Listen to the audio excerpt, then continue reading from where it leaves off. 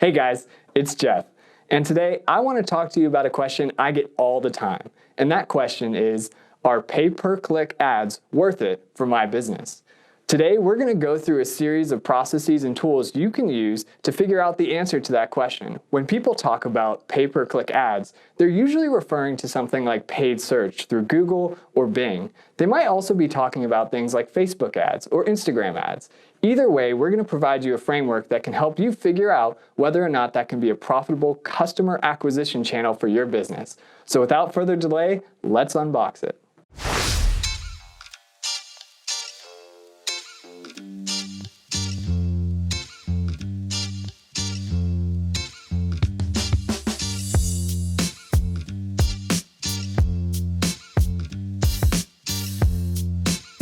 Okay, so the first thing we need to do when we're trying to figure out if PPC ads are worth it for our business is figure out what our web conversion is.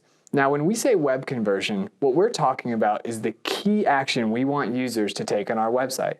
So that could be something as simple as ordering something online if you're an e-commerce website, or potentially this is a phone call or a form submission if you're in the business of generating leads. So by figuring out what that key action is, we can then assign a value to that key action that will help us figure out if PPC ads are worth it. In order to figure out how valuable that conversion is, we also need to know how valuable a customer is. So depending on the kind of business you're in, there could be a lot of different ways to go about calculating this number. For example, if you're in an e-commerce business, valuing your conversion could be fairly easy. If someone goes to your website and buys, say, a pair of shoes, you know that the value of that conversion was how much revenue or profit you got from the user taking that action. If you're in a business like a gym, it might be a little more complicated. You have users that go to your website, they might fill out a form or call you, and then your sales team actually has to interact with that prospective customer and close the business. So when you're going about trying to figure out how much a conversion is worth to you, there are a few questions you need to answer. So the first question we want to answer is how much average revenue do we get from a new customer? Also, is this revenue a one-time purchase or is this recurring revenue, something where someone pays you every single month? The second question you want to ask yourself is how much profit do we make from that sale? For instance, if we're selling those shoes and we make $100, but it costs us $50 to produce the shoes, we need to know that information. The third question we need to know, especially if we're in the business of driving leads, is what percentage of our sales leads actually close and become new customers? And finally, the last thing you want to know is if you've got a recurring revenue business, how many months of revenue are you willing to pay to get that customer? So let's dive into a few examples that I'll take you through here on the laptop where you can figure out how to calculate these numbers for your business. So in this worksheet, I put together a few examples for a number of different types of businesses that can help estimate their conversion value using all those questions that we talked through before. So I'll walk you through one of these examples just so you can understand how we're using all this data, and then you can go and do this for your own business. So for this example, we'll use the business type of gym. As you can see here in this chart, we've answered all of those questions we asked before. For a gym, our revenue is recurring. Every time we get a new client, they pay us every month to be a part of the gym. We've put here an average value of $30 of revenue from those clients every month. Our customers pay us $30 to be a member in the gym. We've decided that we want to get a target payback period of 4 months, meaning that we want it to only take 4 months for us to get as much revenue as we paid to acquire that customer in the first place. We estimated that our lead close rate is about 30%. When people call our sales reps or fill out a form, about 30% of those make it through our sales funnel and become clients. Also, when it comes to a gym, every time we sell a new customer, we really don't have a lot of expenses. We've already paid for things like the rent and the staff, and so we consider 100% of that revenue to be our margins or our profit. So using all of these numbers from this example, we can really just multiply those together to get the estimated value of a conversion on our website. So in this example, what we did to get a $36 estimated conversion value is we took that $30 monthly revenue times the 4 months we wanted to have a payback period on, and then we multiplied it by both 30% and 100% to get the value of a conversion.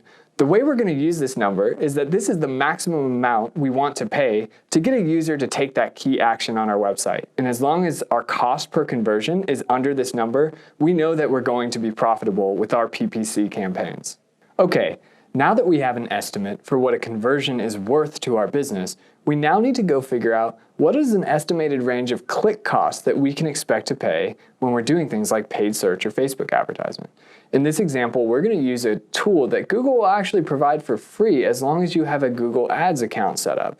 By the way, you don't need to actually spend any money with Google. As long as you have an account set up, you can use this tool. This tool is Google's Keyword Planner tool, and we're going to walk through an example here where we use that platform to figure out some click cost estimates for our business. So the first thing we need to do is go to our Google Ads account. Once you've created an account and logged in, you'll see that there's a menu option at the top called Tools and Settings. If you click on this menu option, there's an entire section dedicated to planning. This is where you can find the Keyword Planner, and that's where we'll want to go first. Once you've selected the Keyword Planner, be sure to click the box that says Get Search Volume and Forecasts. Using this tool, we can put in an example keyword that we might want to target for our business, and we're going to get back some really interesting metrics. For the sake of this exercise, we're going to assume that we already have some basic idea of the types of search queries that we want to show our ads for. In this example, we've pretended that we're an HVAC company, and we're interested in knowing how much it would cost to run ads for the term AC repair. There are a few important metrics that come back to us out of this tool when we run this query. First, we get an estimate of things like how many people on average are searching for this search query every month. We also learn how many different advertisers are competing for this traffic. But most importantly for this exercise, Google will also give us an estimated click cost, both on the low end and on the high end, for getting your ad to show up on the first page of search results. If you're unfamiliar with how paid search advertising works, everything is an auction, so you pay for your clicks, and you can tell Google how much you're willing to pay for those clicks, and rest assured that you're not going to exceed that cost for every single click. In this example, our target term of AC repair has a potential click cost in the range of $9 to $58. Okay, so that's a pretty large range. Typically, you'd expect to see a much tighter range of estimated click costs depending on your industry. You also can do a lot of things with your paid search management to improve your click costs. We have an entire blog and upcoming video on Quality Score where we can show you how to manage down your click costs by doing smart things with your campaign optimization. So make sure you note and write down these numbers. We are going to use these numbers in the next step to figure out what our estimated cost per conversion will be when we actually start running advertisements. Okay, so at this point, we now have an estimate as to how valuable a conversion is for our business. We also have an expected range of click costs for the kind of search queries that we want to bid on. Using these two numbers, we can actually calculate what we think our expected cost per conversion is going to be when we start advertising on these terms. The last bit of information we need to know in order to do that, though, is we need to understand how many people who click on our ads are going to take that key user action that we want them to take on our website. In other words, we want to know our web conversion rate. So if you've already been doing advertising and have analytics on your website, you might already know what this number is. Sometimes it's as low as 2%, 1%. Sometimes you can be successful and drive that up to 10 or 20%. If you haven't ever done advertising before, we typically recommend that you assume you're going to get a conversion rate of around 2 to 20%. I know that's a large range, but that's kind of the point of this exercise. What we want to do is use those ranges to calculate a big potential range of outcomes, because then we'll understand whether or not any of those outcomes are matching the conversion value that we estimated in the first section. So let's check back in on our spreadsheet and use these numbers to calculate a couple different ranges of outcomes.